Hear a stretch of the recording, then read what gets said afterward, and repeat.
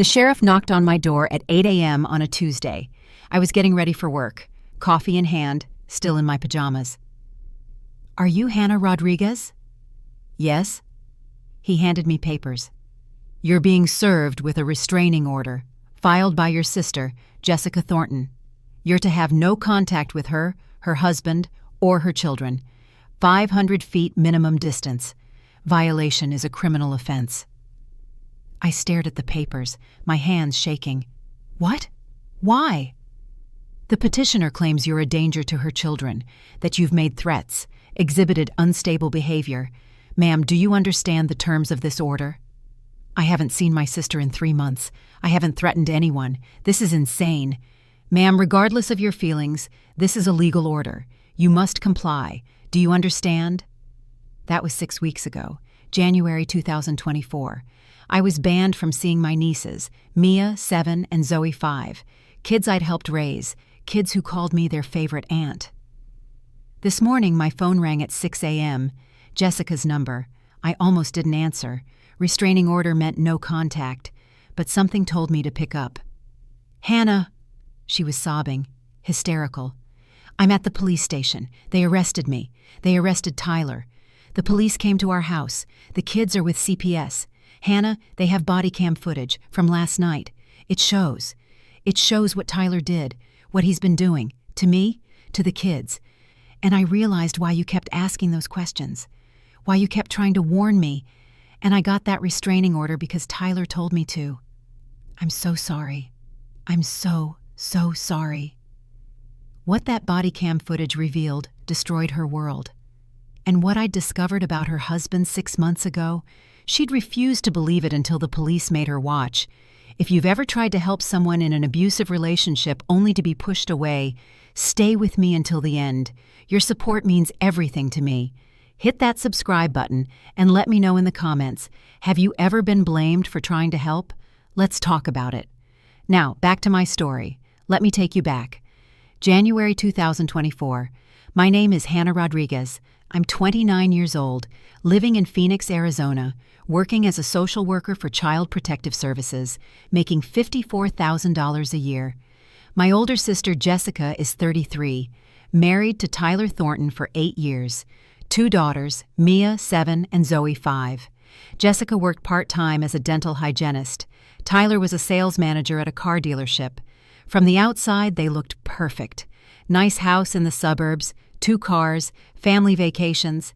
Jessica posted happy family photos constantly. But I'd started noticing things, small things at first. Jessica wearing long sleeves in summer. I'm just cold-natured. Bruises on her arms. I'm so clumsy. Walked into a door. The kids flinching when Tyler raised his voice. Jessica making excuses for why we couldn't visit. Tyler always being present during phone calls. I work in child protection. I'm trained to spot abuse, and everything I was seeing set off alarm bells. 6 months before the restraining order, I tried to talk to Jessica. Alone. I invited her to lunch. "Jess, I need to ask you something. Are you safe at home?" Her face went pale. "What?" "Of course. Why would you ask that?" "The bruises, the long sleeves, the way you change when Tyler's around. I'm worried about you." "You're being ridiculous. Tyler's a great husband, a great father." "Then where did those bruises come from?" "I told you, I'm clumsy." "Jess, I work with abuse victims every day. I know what it looks like. Please, if something's happening, I can help. There are resources, shelters, legal protection." She stood up. "How dare you? Tyler would never hurt me, never hurt our kids. You're just jealous. You're single, alone, and you can't stand seeing me happy." "This isn't about jealousy. Get out of my life, Hannah. Stop spreading lies about my husband. Stop trying to destroy my family." She left, blocked my number. 2 weeks later, I got the restraining order. The petition was full of lies. That I'd made threats against Tyler, that I'd tried to turn the kids against him, that I was unstable and dangerous. I tried to fight it, hired a lawyer, but Jessica and Tyler both testified, said I'd been harassing them, stalking them, making false accusations. The judge granted a temporary restraining order, hearing scheduled for 6 weeks later. For 6 weeks, I couldn't see my nieces, couldn't call Jessica, couldn't even be in the same grocery store. I was cut off completely. My parents didn't believe me. Why would Jessica lie about this? You must have done something to upset her.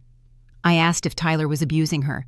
That's what I did, and now I'm being punished for it.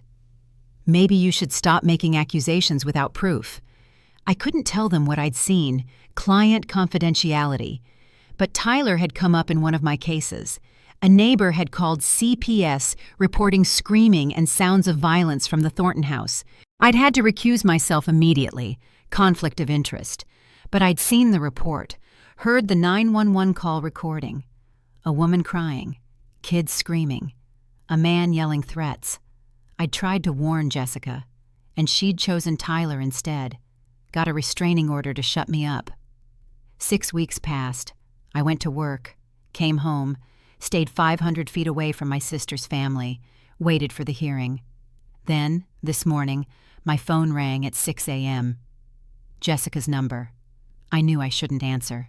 Restraining order. No contact. But something in my gut said, pick up. Hannah. Her voice was destroyed, sobbing, hyperventilating. I'm at the police station, North Precinct. They arrested me. They arrested Tyler. The kids are gone. CPS took them. Hannah, I need help. I need you. Jessica, there's a restraining order. I'm dropping it right now. I'm telling them it was fake, that Tyler made me do it. Please, you have to help me. You have to help my kids. What happened? Neighbors called 911 last night. Police came. Tyler was... She couldn't finish. Just sobbed. Was he hurting you? Yes. And Mia. She tried to stop him. He pushed her. She hit her head. Police saw everything. They have body cam footage. They arrested us both. Me for failing to protect. Him for assault, domestic violence, child abuse. Hannah, they took my babies. My stomach dropped. Where are Mia and Zoe now? Foster care, emergency placement. They won't tell me where. CPS says I can't see them until the investigation is done. Hannah, you work for CPS. Please, help me get them back. I can't work your case. Conflict of interest. But I can tell you what to do. First, get a lawyer, criminal defense and family law. You need both. Second, cooperate fully with the investigation. Third, you need to leave Tyler. File for divorce. Protective order. Show CPS you're protecting your kids now. I can't afford a lawyer. I don't have access to our accounts. Tyler controlled all the money. There are domestic violence advocates. Legal aid. I'll text you numbers. But Jessica, you have to be honest now. With the police. With CPS. With yourself. No more protecting Tyler. I know. Hannah, I'm so sorry. For the restraining order. For not believing you. For everything. You tried to tell me. And I chose him. We'll deal with that later. Right now, focus on your kids. Do what CPS says. Get into domestic violence counseling. Show them you're willing to change. That's how you get Mia and Zoe back. Will you come to the station? I know you're not supposed to, but I need someone. Please. I hung up, called my supervisor, explained the situation. She approved emergency leave for the day, said I could support Jessica as family, but stay away from the CPS case details. I drove to the police station, found Jessica in a waiting room. She looked terrible. Bruised face, split lip, broken arm in a temporary sling. I sat beside her. Didn't hug her. Too painful. Just sat. Tell me what happened. She took a shaky breath. Tyler came home drunk last night, around 10 p.m. He was angry, said his boss criticized him at work, started yelling at me, blaming me for everything wrong in his life. Had this happened before? Yes, for years. But I always made excuses, said he was stressed, said I provoked him, said it was my fault. It was never your fault. I know that now. Last night he hit me, punched me in the face. I fell, hit the counter, broke my arm. Mia heard me scream. She came running, 7 years old, trying to protect her mom. Jessica's voice broke completely. She stood between us, told Tyler to stop. He was so drunk, so angry. He pushed her, hard. She flew backward, hit her head on the corner of the wall, started bleeding. I felt sick. Is she okay? They took her to the hospital, concussion, 6 stitches. They're keeping her overnight for observation. CPS worker met her there, took custody immediately. What about Zoe? She was hiding in her closet. The police found her there, shaking, terrified. They took her too, put her in a separate foster home from Mia. They said it's temporary, until they assess the situation. Where's Tyler now? Jail, held without bail. They're charging him with domestic violence, child endangerment, assault causing serious bodily injury. His lawyer says he could get 5 to 10 years. And they arrested you too? Failure to protect. They said I knew about the abuse, that I didn't remove the kids from danger, that I'm complicit. Hannah, I could lose them forever. They could terminate my parental rights. That's not automatic, but you have to show you're protecting them now. That means divorcing Tyler, getting a protective order, completing domestic violence counseling, showing CPS you choose your kids over him. I do choose them. I should have chosen them years ago, but I was scared and stupid, and I believed him when he said it was my fault, that I deserved it, that if I just tried harder, he'd stop. That's what abusers do. They make you believe you're the problem, but you're not. He is. And now you have a chance to protect your daughters, to show them what a strong mother looks like, but you have to do the work. I will. Whatever it takes, I'll do it. A detective approached us. Ms. Rodriguez, I'm Detective Sarah Chen. I need to show your sister something. Body cam footage from last night. She needs to see what we saw, what we're documenting for the case. Jessica looked terrified. Do I have to? Yes. You need to see what your husband did, what your daughter tried to stop, what you need to testify about in court. We went to a viewing room. Detective Chen queued up the footage. The video started with officers approaching the house. They could hear yelling from outside, a woman crying, a child screaming. They knocked. Police, open the door. Tyler opened it, visibly drunk. What do you want? We received a report of domestic disturbance. We need to check on everyone in the house. Everything's fine. My wife's clumsy. She fell. That's all. Sir, we need to see your wife. The camera moved inside. Jessica was on the kitchen floor, blood on her face, arm at an odd angle, crying. Ma'am, are you okay? What happened? I fell. It's nothing. Please, just go. But then Mia appeared in the frame, 7 years old, blood trickling down her face from a gash on her head. He pushed Mommy, then he pushed me. My head hurts. The officer immediately radioed for backup and ambulance. Another officer moved toward Tyler. Sir, you need to come with us. I didn't do anything. The kid's lying. Sir, we have a child with a head injury, an adult with visible injuries, multiple witnesses reporting violence. You're under arrest. The camera captured Tyler being handcuffed, screaming obscenities, threatening Jessica. You called the cops? You stupid bitch! You're gonna regret this. I'll make sure you never see those kids again. Then the camera panned to Zoe, 5 years old, hiding behind the couch, shaking, crying. An officer approached gently. Hey, sweetie, it's okay. You're safe now. Can you come with me? Is Daddy going to hurt Mommy again? No, honey. He can't hurt anyone anymore. He hurts us all the time. But Mommy says not to tell. Says it's a secret. The officer's face hardened. She looked at Jessica. Ma'am, how long has this been happening? Jessica, on camera, looked away, said nothing.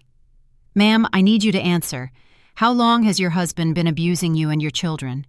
Years, since Mia was a baby, but it wasn't always bad. Sometimes he was good. He promised he'd change. He said he loved us. Did you ever try to leave? Once. 2 years ago. He found me, dragged me home, said if I ever tried again, he'd kill me. I believed him. The detective stopped the video. Jessica was sobbing. I was shaking. Do you see now? Detective Chen asked. This is what we documented. what we're charging him with, and why we're investigating you for failure to protect." "I was protecting them," Jessica whispered. "I thought if I stayed, if I kept him happy, he wouldn't hurt them as much. I thought I was absorbing his anger, taking the hits so they wouldn't have to." "But he hurt them anyway, and they watched him hurt you. That's trauma, that's abuse. Even if he never laid a hand on them, which he did, watching their mother be beaten is abuse." "I know that now." Detective Chen gave us information: victim advocates, domestic violence shelters, legal aid. Jessica wrote it all down with shaking hands. Then I took her to meet with the CPS investigator, not her caseworker, conflict of interest for me, but another worker who could explain the process. The worker, Marcus, was straightforward. "Here's the situation. Your children are in emergency foster care. Mia's in the hospital, then moving to a foster home. Zoe's already placed. They're safe, fed, cared for. Can I see them?" "Not yet. We need to assess safety. Complete the investigation. You'll have supervised visitation once we determine it's appropriate." "How long?" "Depends. If you cooperate, complete services, show you're protecting them, maybe a few months. If you don't, or if you try to contact Tyler, or if you minimize what happened, could be permanent." Jessica's face went white. "Permanent?" "Termination of parental rights. Adoption. We're required to pursue that if we believe reunification isn't safe or possible." "What do I need to do?" Marcus handed her a service plan. 1. File for divorce from Tyler. 2. Get a protective order. No contact. 3. Complete domestic violence counseling. Weekly sessions. 4. Get stable housing, not with any family member who supports Tyler. 5. Complete parenting classes. 6. Maintain employment. 7. Submit to random drug tests. 8. Cooperate with all home visits and interviews. 9. Supervised visitation with your children. Prove you can parent safely. "I'll do it. All of it." "Good. Because if you don't, or if you reconcile with Tyler, or if you put him before your kids again, we'll pursue termination. Am I clear?" "Yes." We left. Jessica looked overwhelmed. "How am I supposed to do all of that? I don't have money, don't have housing, don't have transportation. Tyler controlled everything." "You start with domestic violence shelter. They'll help with housing, with legal aid, with counseling, with everything. But you have to actually go, actually commit." "What about the restraining order? The one against you?" "I'll file to dismiss it. Tell the court it was coerced, that Tyler made you do it to isolate you from support. That's part of abuse, cutting victims off from family who might help them leave." "I'm so sorry, Hannah. You tried to tell me, and I got that order against you. I chose Tyler over my own sister." "You were in survival mode. That's what abuse does, but now you need to choose differently. Choose your kids. Choose safety. Choose truth." "I will. I promise." 3 months have passed. Jessica's life looks completely different. She's living in transitional housing, small apartment, subsidized through domestic violence services, working full-time at the dental office again. Her boss held her position. She completed domestic violence counseling. 12 weeks. Learned about power and control, about cycle of abuse, about why she stayed, about how to protect herself and her kids. She filed for divorce. Tyler's fighting it from jail. But it's proceeding. She got a 5-year protective order. He can't contact her or the kids. She's been having supervised visitation with Mia and Zoe, 2 hours twice a week, at the CPS office. A worker watches, documents everything. Last week, CPS recommended unsupervised day visits. Jessica's done everything they asked, completed every service, shown consistent progress. Mia's in therapy, processing what happened. The concussion healed, but the trauma hasn't. She has nightmares, flinches at loud noises, but she's making progress. Zoe's quieter now, more withdrawn. She asks when she can come home. Jessica tells her, "Soon, baby, soon." Tyler's trial is scheduled for next month. Domestic violence, child endangerment, assault. His lawyer's trying to plea down. But the body cam footage is damning. Witnesses are solid. He's looking at 5 years minimum. Jessica and I are rebuilding our relationship. Slowly. She apologized formally for the restraining order. I filed to dismiss it. Judge granted dismissal. Record expunged. We have coffee weekly. Talk about her progress. About the kids. About healing. She's different now. Stronger. More honest. More aware. I can't believe I let it go on so long, she said last week. I can't believe I put him first. Before my kids. Before myself. Before you. Abuse is complicated. You were in survival mode. What matters is you're choosing differently now. I am. And I'll keep choosing differently. Every day. For the rest of my life. Yesterday, CPS filed a motion to return the girls to Jessica's care. Recommended reunification, with services still in place. But home. Together. As a family. The hearing is next week. If the judge agrees, Mia and Zoe will be home by the end of the month.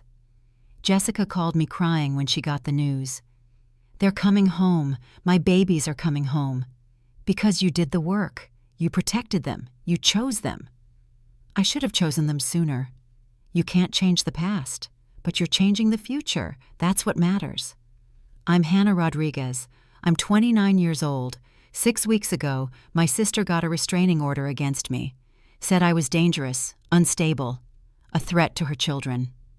The truth? I'd asked if her husband was abusing her. I work in child protection.